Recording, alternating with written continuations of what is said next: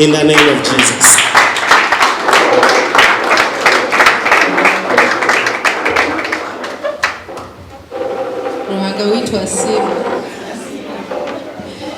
Praise the name of the living God. Yes, yebazibe. Olulimi lwensoso okwogera nduwulira naye sirumanyi dwogera. So at least manyi the basic is kwebuuza nga abakristaayo nga abalokole kasita ekyo okimanya mu lulimi bamanyi mpitawo. So simanyi lulimi lwe tuba tukozesa English oba Oluganda tuluwulira. Oluganda tuluwulira. Yesu Kristo yeebazibwe. Njagala okwebaza Mukama nti atutuusizza wano olwaleero. Saagala muntu yeemulugunya gundi teyazze. Wabaawo ensonga lwaki buli muntu ali wano n'omulala taliiwo. So bw'aba alonze ggwe, as long as you're here, tofa kwataliiwo. Neebaza Mukama Katonda olw'abakulembeze be tulina. Neebaza Mukama Katonda olwa maama waffe Mary Asiimwe. Omukyalo ono okubeera wano kye bayita omuweereza. It's a sign of humility. I'm a nobody mu ministry bw'oyogera ku mukyala Mary Asiimwe. Kati okubanga akkiriza n'agamba katabuza mpozi yaani. Yani means the authority. Ojira mu kiti nga ani okumpita.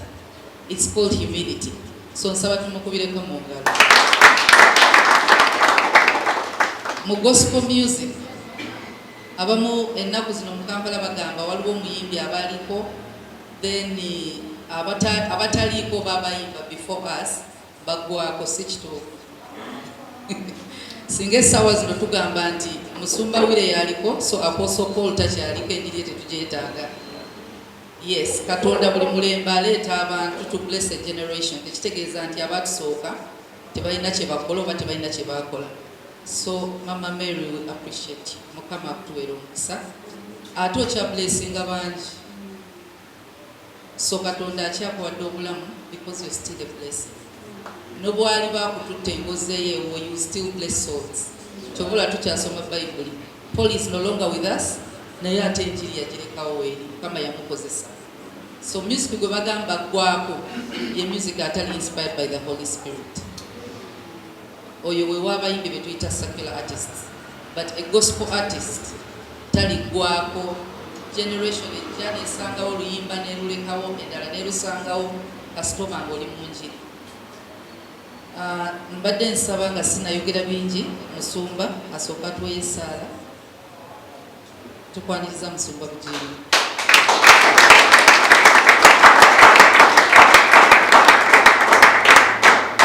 Kama yeebazibwe badde n'ekiteeso obudde bwaffe buli taiti tusooke twogere tumalirize tulye oba tusooke tulye twogere.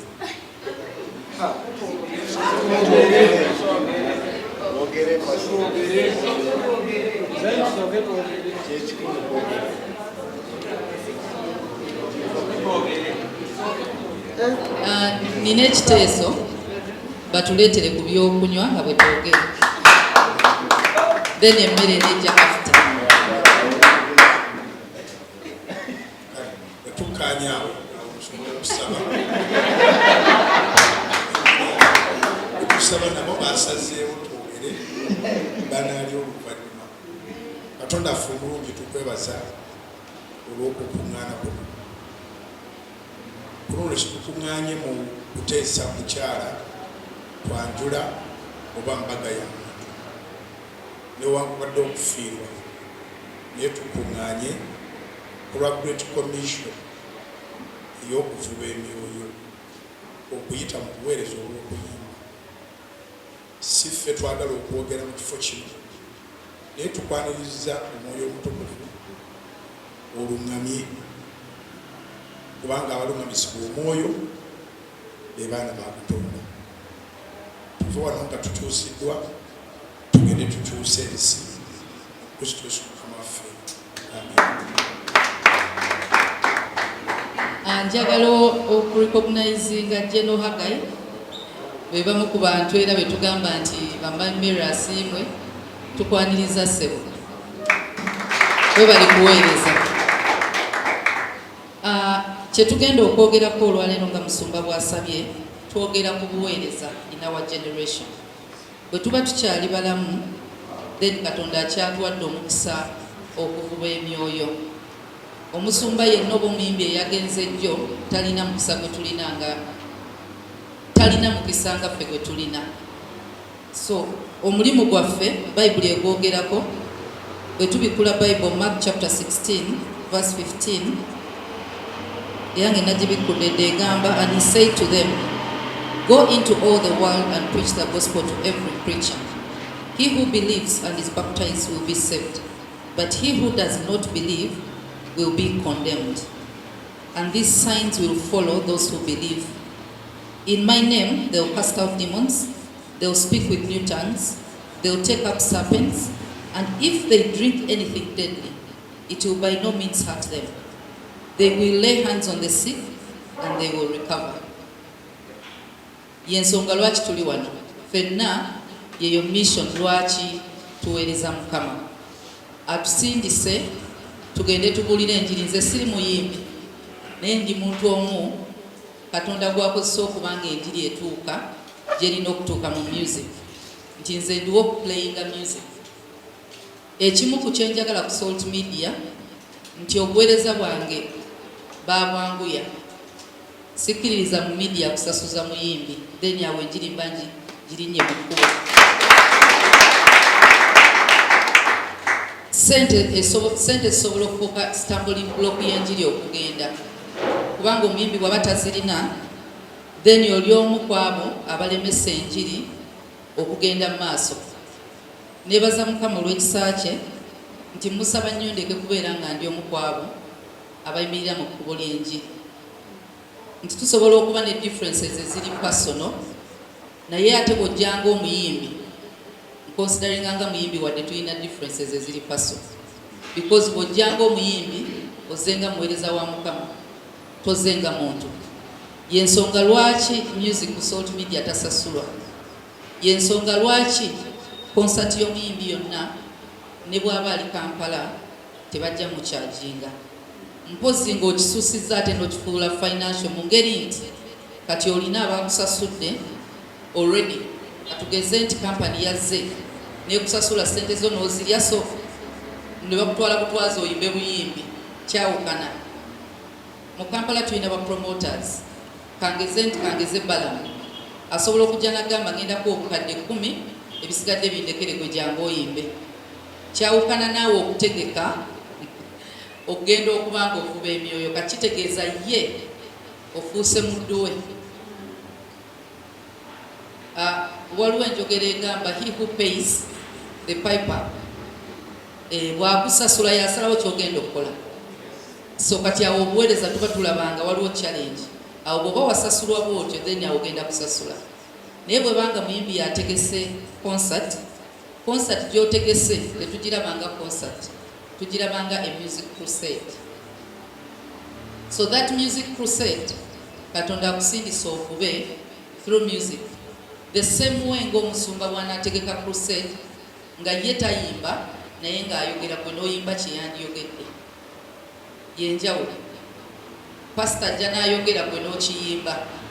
So naye at the end of the day our mission is still the same. Kuvuba myoyo. It's the same mission. Bwe kibanga kya kuvuba myoyo Katonda yatuyita buli omu n'amuwa ekyokukola. Mu fivefold ministry ndowooza ffenna ntusoma ku Bible tulinamu kinaki obuweereza obutaano: apostles, teachers, evangelists, prophets. Personally nzikiriza ffenna tugwa mu fivefold ministry kyebayita abayimbi. Kyova olaba kizibu okunsanga nga ngamba nti oluyimba olwo teruliimu kigambo Yesu naye nga lwakutse Christian song. Enjiri y'omusumba kiringa okutegeka empaka ne tugamba musumba kyasinga okubuulira oba oli mubiri. Ekyo ekibuzo oba okibuuliza mubiri. Bwe tunuulira nti Evangelist Ronald singa anayimirira okubuulira, Pastor Bugingo n'ayimirira Musumba Kamanzi n'ayimirira because they have different callings mu fivefold ministries tebasobola kwenkana naye ate nga bonna bakola omulimu gwe gumu. The same with music. Osobola okugamba nti nze abantu nga tebampulira nnyo nga bwe bawulira gundi. Your calling is different. Era toyinza kugamba nti omusomesa anaayogera ng'evangelist bw'ayogera abantu ne bajja. Bw'okirowoozaako kati va ku mubiri. Bw'onoowulira akoosa engeri gy'ayogeramu ne nabbi bw'ayogera bwe kinaagamba nti abantu bajje, abantu abo si gwe obayita. Katonda baleeta olw'ekigendererwa. So naye bw'obanga oli mu buweereza manya Katonda alina omwoyo ogwo gwe guli important. Don't look at numbers.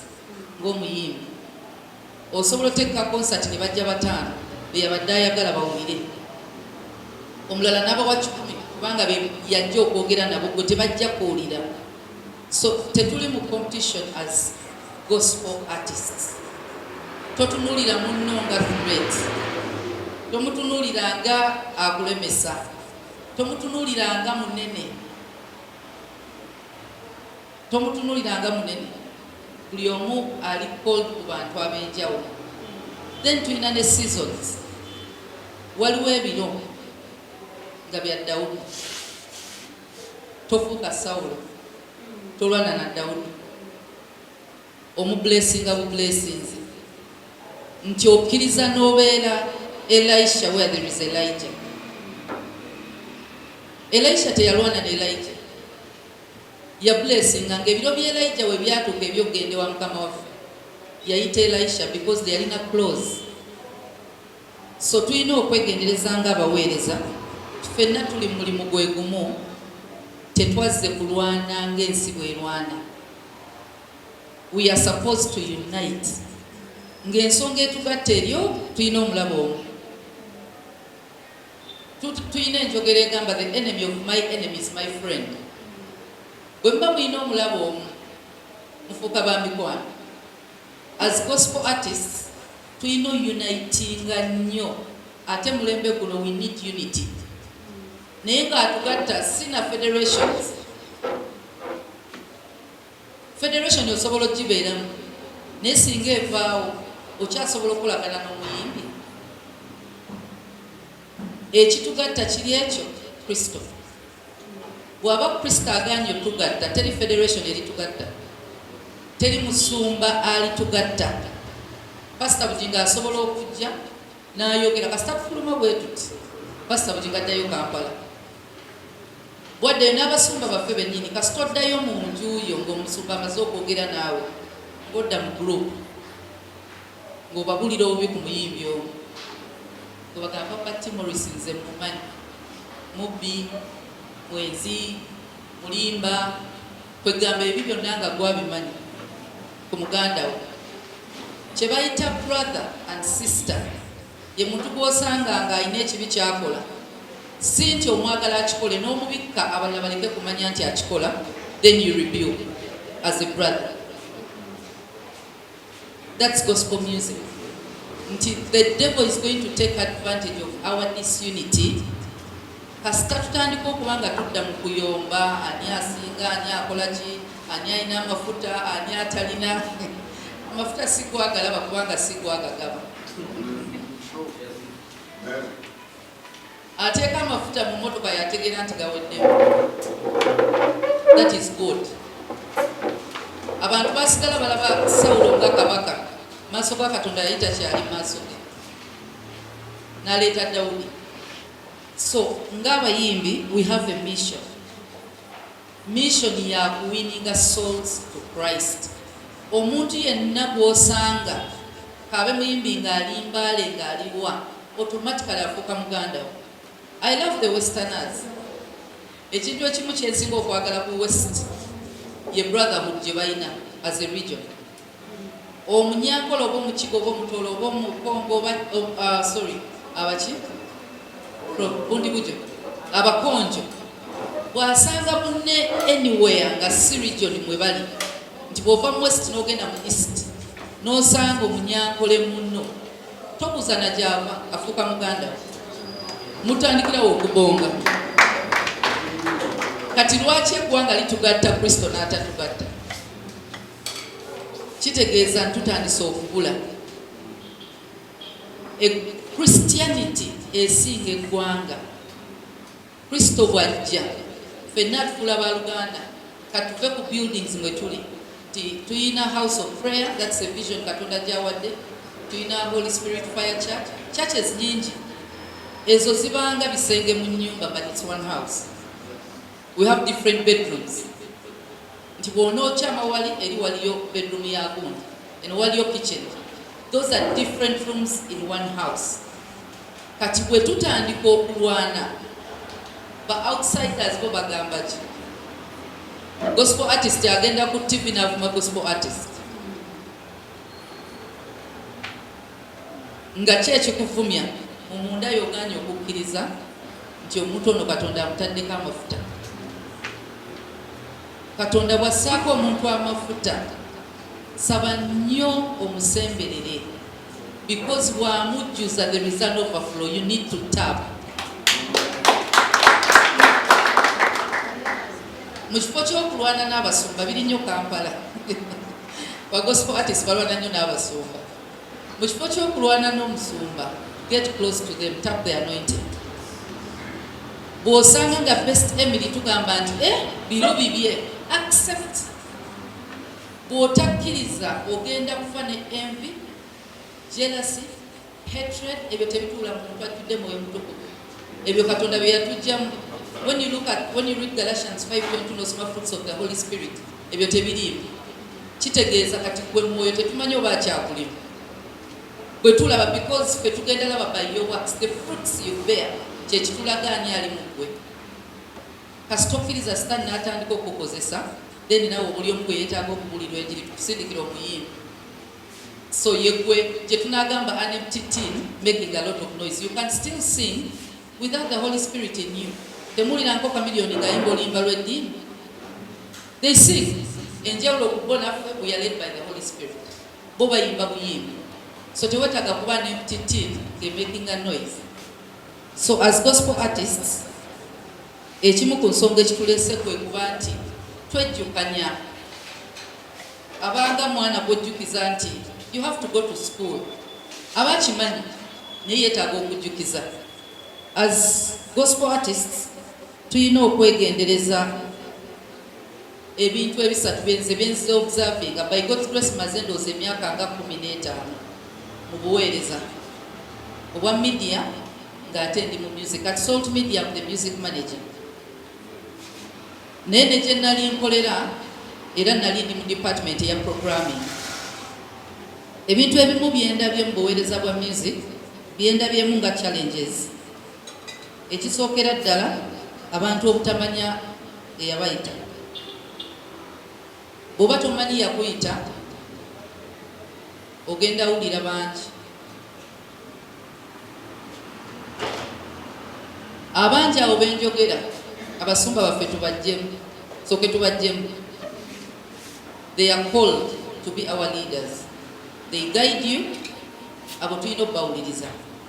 Naye tulina abantu be bayita ba promoters, tulina abantu be tuyita ba managers, tulina abantu be tuyita ba fans, tulina n'abalala be tuyita aba media. Abo bonna bagwa mu others. Boyina okuba nti ossaako nnyo n'essira okuwuliriza. As a music manager bw'onooleeta oluyimba ngenda kugamba terunyuma. So it's about feeling good. Bwe gamba oluyimba terunyuma, bw'oba ddala oli led by the Holy Spirit okuyimba oluyimba, it's not about feeling good or feeling oluyimba lunyumidde. Lwaki wayimbye oluyimba? Bw'oba walufulumizza olina ensonga lwaki waluyimbye. Naye bw'otandika okuneebuuzaako luli lutya, tomanyi mwoyo gundimu. Tosiikinganga opinion ku kintu Katonda kyakuwadde okuva mu bantu, because we can mislead. What did God say? kyekibuzo kyemba njagala okubuuza. What did God say about your song? Then lwaki onoonya opinion yange? Bw'ayogera teri addamu kwogera. Wabula olimba erubanga Katonda si ye yalukuwa, you need our opinions.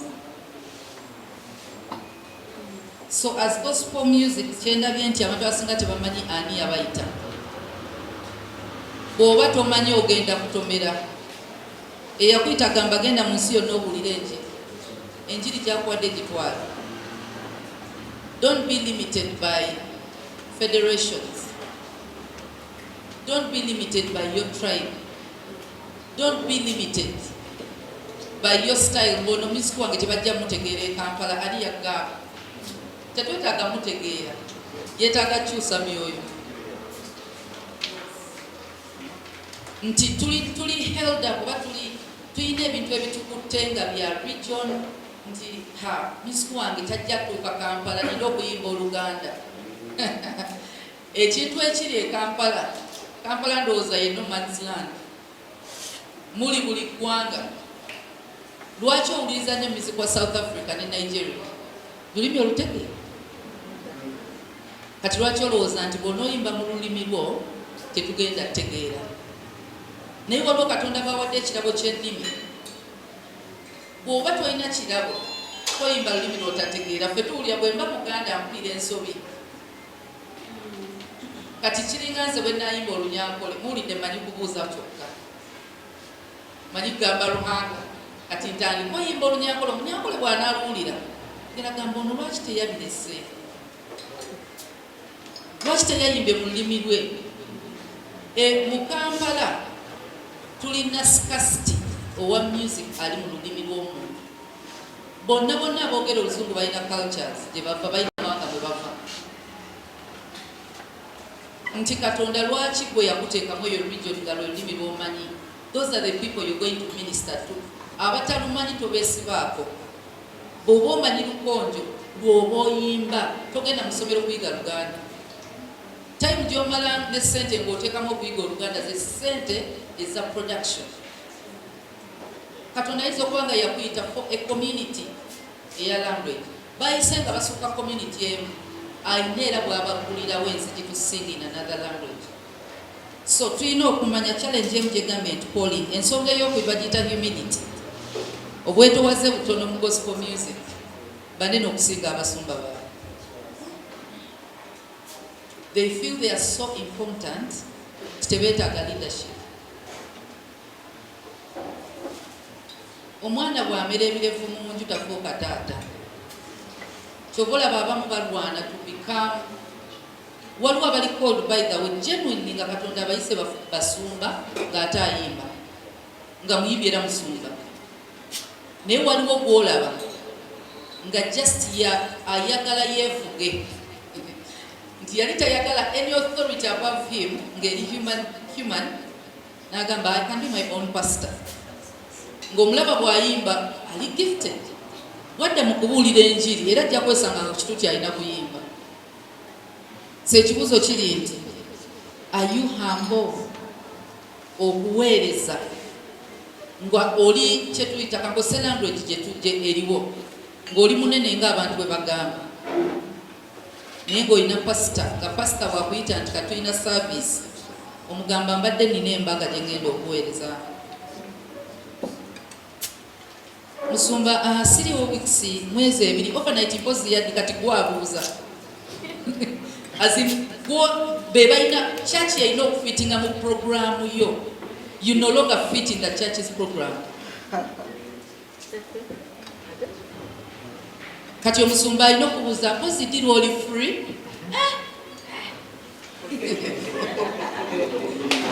Are you a minister of God? Toyinza kubanga local church you cannot submit. No submitting ewa pastor Vujinga Kampala. Sitani alina ebintu byatuwa n'olowooza nti biva eri Katonda. He stood before God himself, the Son of God Jesus Christ. N'amugamba wanamufunamira agenda muwa ensi. Ensi gy'amulaga ye yagitonda. Just imagine omuntu alowooza nti alina amaanyi n'okuwa omutonzi bye yatonda. So sitani asobola okulimba nti bw'ona ogenda n'oyimbira e Kampala n'ogenda mu house of prayer then enewa pasita teweetaagayo naye ate nga gyetukumanyidde gyetukulabidde. In fact okumanya waliwo abadde akusumba n'akutuusa ku level titukumanya. Teweetaaga kuweereza muntu kubanga mwenkana level oba akusinga. No, humility eyawukana. Yesu yanaaza ebigere, he was that humble. Bonna bonna yali abasinga. He sat with the people wegamba nti gwe botasobola kutuula nabo. Wanaamu mutyano okutambulira ku street nti nze sikyalinya boda ndi muyimbi. Oba mpita okuweereza neetaaga amafuta g'emmotoka.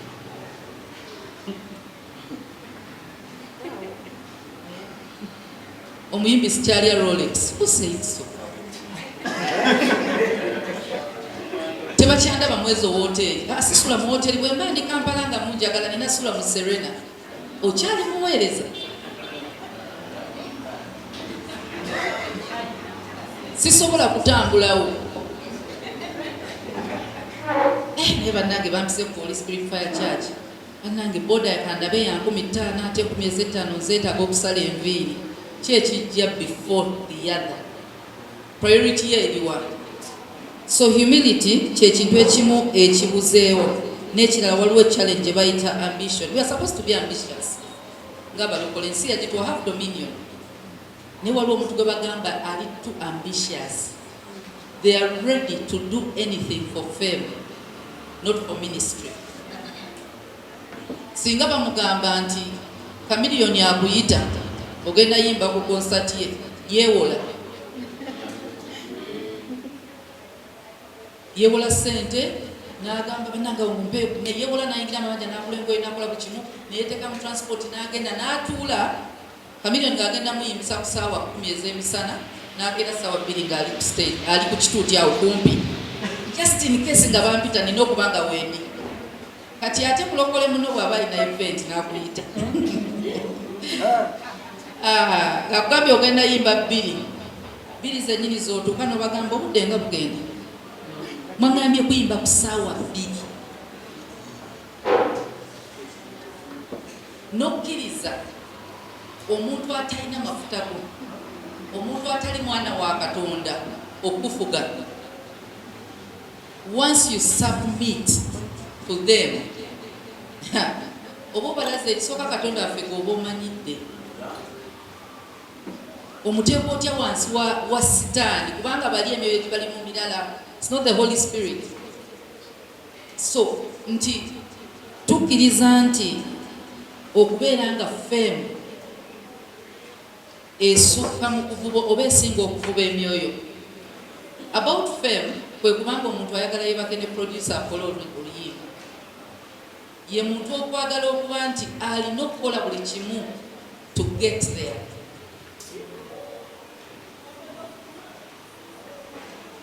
Simanyi eno bimukola naye nze nja bawa experience yange. Ne yebaka ne producer nze thank God ndi mukyala mu music resolved. Naye singa abadde mulenzi nageza akwanako kati nagamba kati olaba mukyala best ngenda kukwongerayo limba lugenda kubwa buli lunaku saawa sinebwe ziti nsaba tubeere more than friends.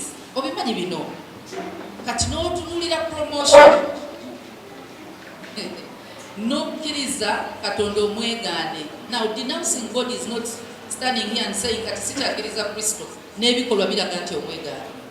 Kasita omuteeka ku minzaani n'ekintu ekirala kyonna ekisinga Kristo omwegaane. So you sleep with men for fame. Abamu nababbi n'osanga gospel artist ng'akkiriza kyonna whatever agamba whatever it takes. Now whatever it takes. Mu church mwe tuli mwe twesigira abaana b'abantu tulinamu abantu bangi. When you look at Jesus wegeri gye yabulira enjiri mubamugoberera mwalimu abaanoonya ebyamagero yabikola and they left, they never came back. We have them today in church. Nagamba obwadde bunuma musumba kyalina amafuta awonya. They'll come but they are not Christians, they are not born again. Azze kuwona oyo gwoyagala okwesiga.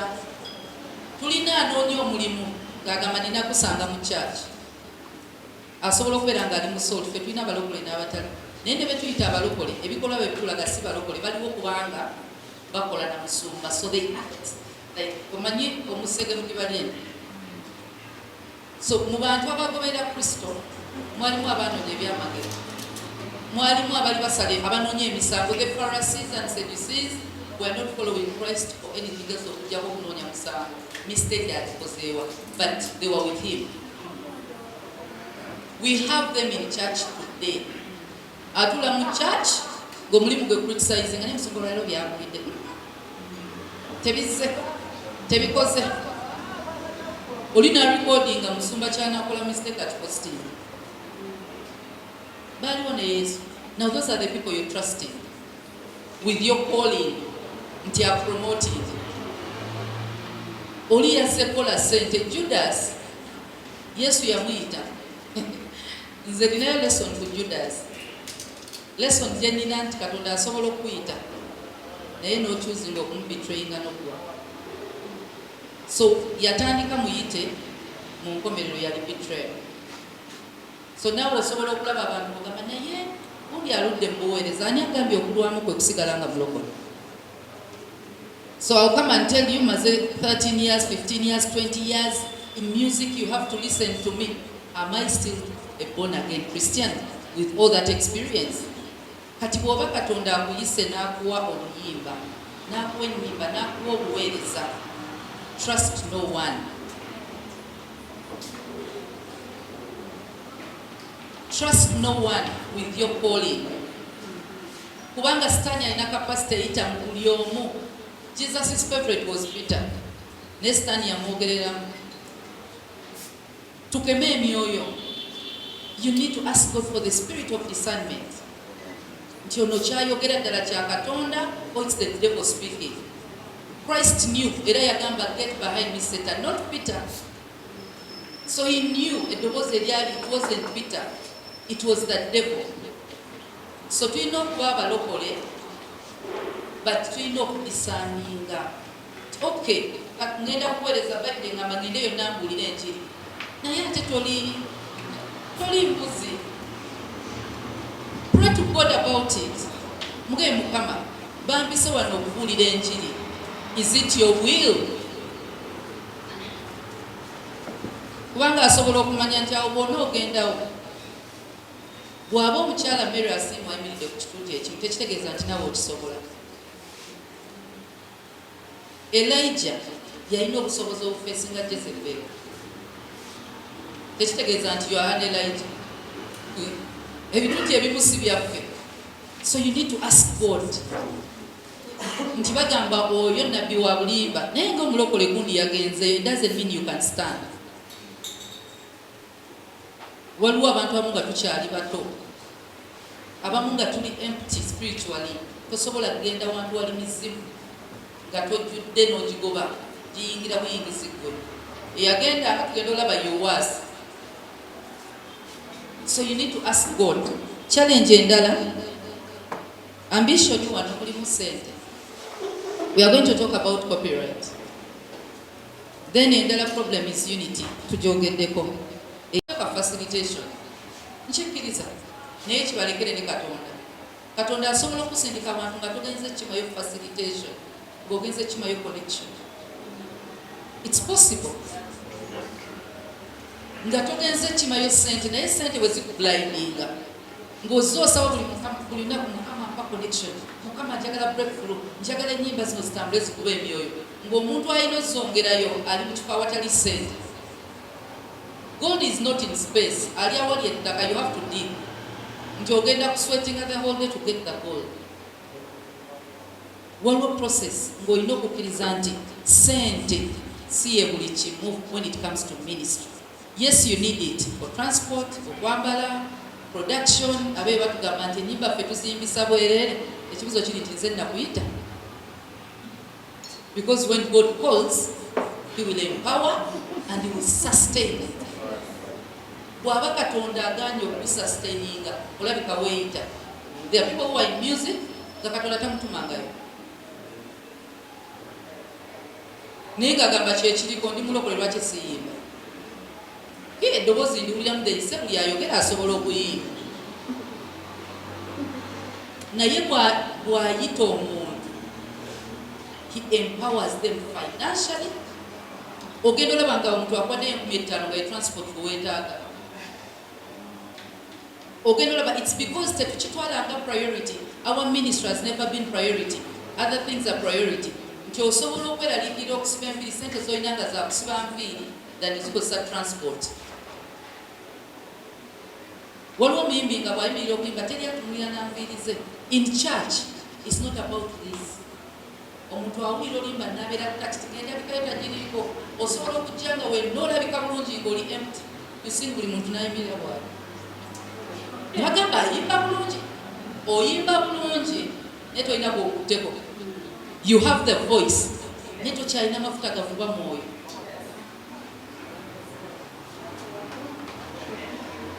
Olina kwebuuza nti wengenze oluyimba lusobola okublessinga omuntu. What do I need? Weetaaga ky'ogenda okuweereza. You need God. Fukamirako osabe. Omugabe Mukama akozesa ennyimba kino ekirabo kye wampa kikozese. Waliyo omuntu ng'alokoka lwa ndongo because giteerimu nja kugereza nti mwami sankambale nkambale nawulira music wabwe dda nga tebamanyi naye nga kidongo because by then nali sinnalokoka. Katonda alina bw'akozesa okuvuba abantu ng'akimanyi njagala endongo nayita mu ndongo. Nze siwulira bigambo ba Yesu oba seki endongo enyuma. So kati nga bwe mpulira ekivvulu nti kangeze nti bona gembandi ezze bali luddawo siri mulokole ngenze lwa kidongo nga Katonda akozesezza endongo gye bakuba. Look at David yali skilled nnyo nti yali recommended omwana wa Yese akwe ekivuga omuzimu guve ku Sawuli. So it's beyond kulabika bulungi. Yes, you have to be skilled. David was skilled by Bible. Naye okyalinamu mwoyo mu asobola okukozesa endongo oluyimba to heal. Musumba ayogedde n'agamba omwana yayimba oluyimba omuntu n'alulira naawe. Oluyimba lwatambulirako amafuta ga Mukama. Alina kubanga awonyeza mufe nga bwe tusomye Bible scripture agambye and these signs will follow those who believe. In my name you will cast out demons. Oluyimba lulina okuba nga lugoba ebizibu ng'omuntu alulira n'abulwa emirembe mu church. Endongo bwekuba ng'eya Dawudi omuzimu gugenda because God is using your talent which is playing instruments. Kati eyiyo kuyimba naye tula eri weebuuza omuzimu ddala gusobola okugenda oba bantu be entertaining oba I'm in the studio perfecting my voice not my spirit. Obudde bungi yo in the studio onoonyeza buli omu vocal trainer bonna bazze onoonyeza abeebimaako ewikigita bonna bafunye kati agenda okuweereza is empty. Tulaba abantu abasinga tumanyi abawandiika ebitabo author bw'aba mu bipeni ne bwe banungi ng'ogiwana nti ya big. The book will not be read. It's not about the pen, so it's not about your voice, it's about you. Nze nina abayimbi bemmanyi nti oyo amazima vokali musinga naye nga bwayimirira nayimba pasita waffe ono bwayimirira nammwe wano asikusinga vokali naye singa ayimirira neŋŋamba afande Johnson yimuka oyimbe ne pasita tumuwa omuzindaalo naye bwe muwulira pasita muwulira omuyimbi he's not. Naye akwata ennyimba zammwe n'aziyimba omuntu n'agamba blessed n'olaba nga abantu basumululwa. Si muyimbi. It's the anointing mwoyo amulimu amukozesa. Kati gwe bw'oba oli empty tosobola kugaba kyotalina. Omulema, if you read your Bible, abaweereza ba Mukama we baatuuka oli yali ayagala ssente the beggar namugamba munange kyetulina kyetukuwa balina maanyi agali gabatambulirako nti n'olugoye lwa Yesu nina ebintu ebimu byenzikiriza my revelations bwensoma Bible nti nzikiriza olugoye lw'omulokole olugwa ku mulwadde awomu kubanga presence ya Mukama erina okuba nga ekwetooloola kyobola bw'ojjasanga abantu betulowooza nti abantu b'ensi bagamba naye abalokole ndooza baagwa eddala agenda atya n'akwata ku mmotoka ya pasita agenda atya n'akwata ku ngatto ya pasita buli ekimubaako kibaako amafuta kati omuyimbi olugoye lwo balutwala batya mu ddogo ne bakulonga balina tutwala mu ssabo okugjayo musamize si gwate kulongebwa neweeraliikirira check yourself nze seraliikirangako kifaananyi kyange ebifaananyi byo biri ku social media bagenda bitwala babiroge ekifaananyi kyange omulabe bw'akiraba alina kutya olugoye lwange bwe lutuuka mu ssabo omusamize alina kubuuza lwaki oleese olugoye olwo wano nga luliko omuliro kati gwe weeraliikirira otya nti oluyimba lwange balututte mu studio ne balusamirira ne lugaana okutunda oluyimba kye bayita gospel eno bayibuli toyinza gitwala mu ssabo nevayo nga tekoze kati lwe luyimba lwo its the gospel of Christ kati ogambe nti oluyimba balututte mu ssabo ne lugaana otambula Katonda asobola okututwala mu ssabo okugyayo omusamize era bwe luba teotambula kitegeeza olinga bo omwatula ku mimwa naye omutima gw'omukalu taliimu so tuleke okubanga ba secular artist nga tuyimba ku Kristo nga tetumulina imagine best Emily nga tukuza birthday e Kampala nga taliwo nga tamanyi nakumanya tukuza ne birthday tulaba buti ffe balalu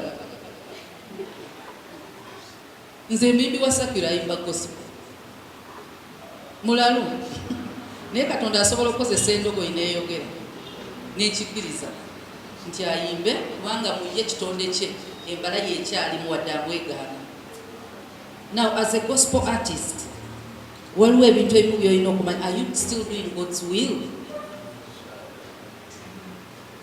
okyali kwagala kwa Katonda okw'amafuta ge yakuwa oba yeetaaga asitule Dawudi gwe nga Sawulo obudde kubanga osobola osigalawo ng'oli mulamu newajjawo Dawudi n'olwana naye era bweweekeberanga ng'olwana ne muyimbi munno just no oli Sawulo naye ate tosobola kutta Dawudi kati ate naye bw'oba Dawudi totta Sawulo he had all the chances to kill Saul abayimbi abaliko the young artists muwe ekitiibwa abayimbi be mwasangawo oba baagwa it's none of your business in fact kale musembeera omubulire enjiri yadde mwasituke omwana omuto akubira omukulu engoma n'azibwa nange ensaani atuuza wano ani mami Mary asiima amyana naye akkiriza nti Katonda asobola okuba nga antumye nga nina ekigambo kye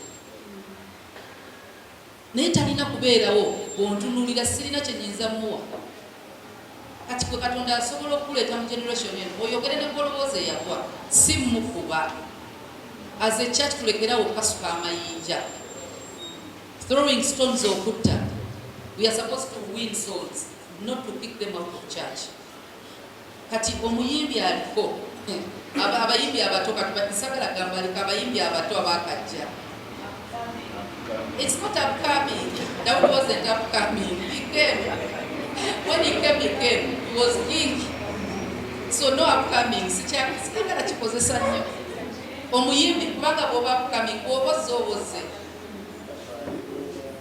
you're just a new kid on the block naye muweereza teri upcoming Katonda bw'ayita pastor Bugingo tali upcoming mu njiri kati gwe omuyimbi lwaki olowooza oli upcoming teri muntu alina mafuta ali upcoming just generations ezikyuka so as young artists bw'oba ozze nti oba muto kuba n'abazze respect them bw'oba tosobola bagambayo ekigambo kirungi tobavumeera ignore gwekola bibyo you need their blessings by that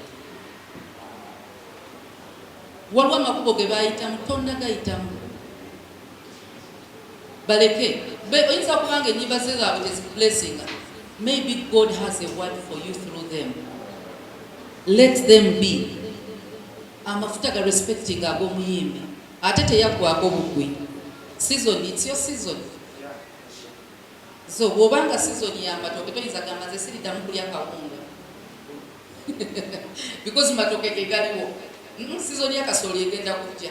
Ate kyosiga, the Bible says he cannot be mocked. What you sow is what you reap. There is another person who is going to come after you. Ajja kukola kyokola. Be ready. Naye sobola okujja nga yo double trouble. So, twogera ku God's will. Are you still doing God's will? Number 2, doing God's work and not his will. Ebyo bintu birimu enjawulo. Osobola okukola omulimu gwa Mukama naye nga sikwagala gwe. Yenza okujja n'entandika okuyimba ng'okwagala ke nali nnakuba mu bivuga. It's okay, yes, owiniza emyoyo waliwo awulidde biki, but are you doing God's work without his will? Ogenda kubeera mu kifo ekyo. Waliyo omuntu agamba nti nyimbidde emyaka 2 teryamanyi. Ddayo weekebere. Okola omulimu gwe, yes, era tekuyinaako buzibu. But is it his will? Akwagala wa? Kulekerawo okulowooza nti Katonda bwe mba nnyimbi olimba nga nina hitta kyanjagala mu kyaki eyo, nina kubeera nga nsikuddewo ekkanisa eyaani. Naye nalabe kati musumba gundi alina amafuta ge nina okuyimbira ajja kunnyongerako mu nsonga ya music. Ate Canada waliwo asikuuza mwami Afande Johnson. Pastor asobola okuwulira omwaka mulamba nga teri muyimbi ali mu kwaya ayimiridde ku kituuti kuyimba. Netuuka ne mu crusade n'osanga nga Afande Johnson tali Kristiya bagenda oweereza. Omuyimbi tafuga musumba. Katonda bwamugamba nti Papa Timorisi agenda oweereza si best Emily ne bw'oba oli mu church eyo. So it's God's will. Ne bw'oba ogira ojja kulwana. Sumba wange yannemesezza, sumba nnemesa okuyimba atampa kituuti, kyokka abalabe bajja abawe ekituuti. It's not your time. It's not your time.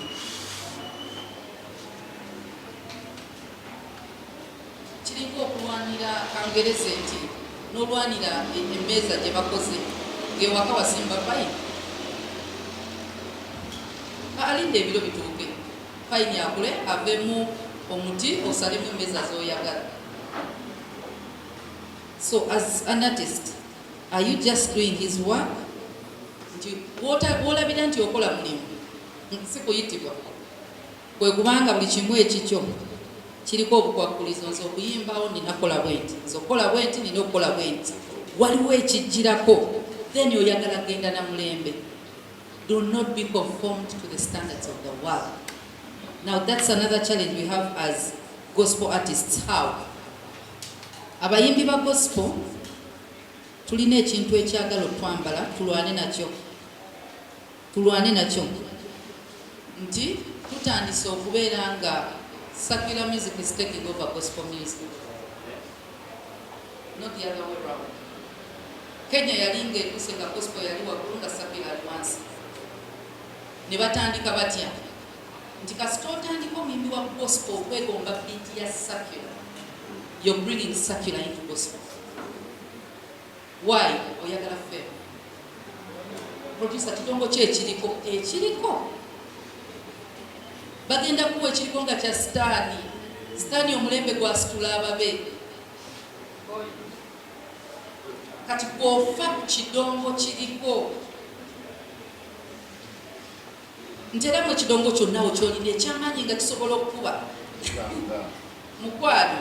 You're bringing bagenda kukwata oluyimba ekidongo nga oli yasiiba mu ssabo n'asulayo n'asamira endonga yeetunde. Yes, neetunda kati oli omu kubagigula. In fact oli kwongerako mulimu gwe maanyi. With copyright abafunye sente naye ng'omuyimbi wa gospel yakutte secular beats n'azireeta mu gundi. Nemu ku bantu abalinga bagamba naye mubaleke maybe Katonda amutumye. Katonda tali disorganized bwaki. His own is his own. Ekya sitaani takyetaaga okumakinga his people. So tukutte secular beats ziri mu gospel. Tukutte ennyambala. Now gospel artists, bw'osanga omuntu ayambadde ejabu nga yebise ku mutwe ogamba musiraamu. How do we define gospel artists if they are dressing like secular artists? Abayimbi b'ensi batambula ebifuba biri bweru for the men. They are showing their bodies, not Christ. Tebalina kirala kyakulaga. Stand si mwangu wakunda by the way bantu. Kristo mwangu kubanga akola alokola awonye. Kyangu. Alina buli muntu kyeyeetaga stand alina kubanga yajja kukakuta na kusikiriza. Ani ayinza okugamba bannange enjalo leero njagala banjulira omuntu owakabi muyigize mu bulamu bwe yajja okukuta n'okusikiriza. Kyokula bonna tebasobola yimirira ku street. They can't. Naye bw'olina mwangu wa kwanjula tewetaaga kweyanjula. Lwaki okulawo ekifuba kyo? Who wants to see your chest? Talk about Christ. Kasita oyanjula Kristo ajja kwanjula. Kristo otambula naye. Teri muntu amanyi pastor Bujingo nga tamanyi lwanjiri. In other words, yali ayanjula Kristo eri abantu naye n'amutwalirako. Kuyanjula Kristo abavubuka abalenzi ebifo byammwe mubireke. Leave it to the secular artists. Empale ziri wakati mu bina. That is for secular artists. Twagala tukulabe ng'omuntu enjiri ogikuulira from outside. Kundabika y'omuntu bwakulaba nga tonnayogera soose kuwa kitiibwa. Naye omuntu n'agamba omufaananidde Kamiliyoni nkulengedde eri. Kamiliyoni ayambala ati.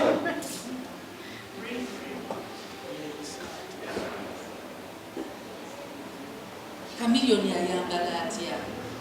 Twagala osiba enviiri. Enviiri nze abamu baleka zirina munnange authority. Naye kye bayita omusajja eyo culture ndala. Mu bukristaayo waliwo culture Katonda gy'atajjawo because teri spiritual. Ekintu kyonna ekiri spiritual mu culture ekyo yakijjawo. Ekitali spiritual takirinaako buzibu like your name, your clan, tabirinaako buzibu. Kati mu culture zaffe ffennyini tetusibambiri abasajja. Kati ate omulokole osibye. Abamerika bwe basiba Omumerika bajjano nga sibe, that's their culture. Naye omunyankole omulokole owummula amatu, omunyankole omulokole. Kale omulokole omunyankole si munyankole omulokole kubanga awugana kyoba wadde amaanyi.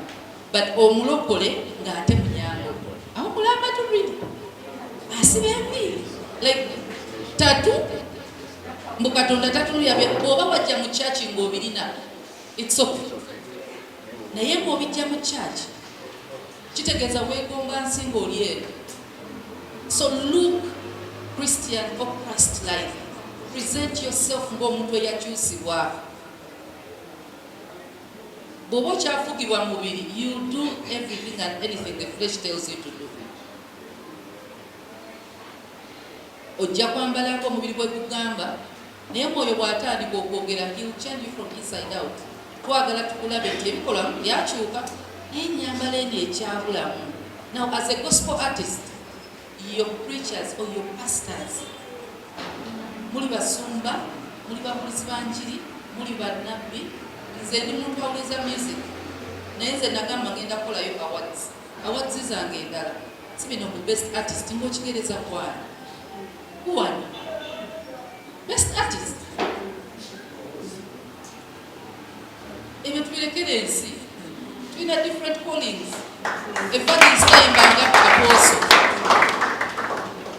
Nze nabaga ngenda kukola Christian awards ku appreciating omuntu akoze. Naye toyinza geraageranya kiringa kati esaawa zino ngambe Musumba Kamazi ne Pastor Bujingani asinga. Ekirabo kirala. Kati who is the best gospel artist in Uganda? Kuki?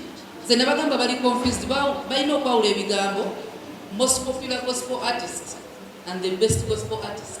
Being popular doesn't make you the best. Just because you're known in Kampala, not see. Just you're known, you're popular. Waliwo enjawulo. Era nze nabagambira nti obalaga nti temuli popular crusades. Crusade ey'embala mwala abayimbi abava e Kampala. Nga waliwo abamanyi.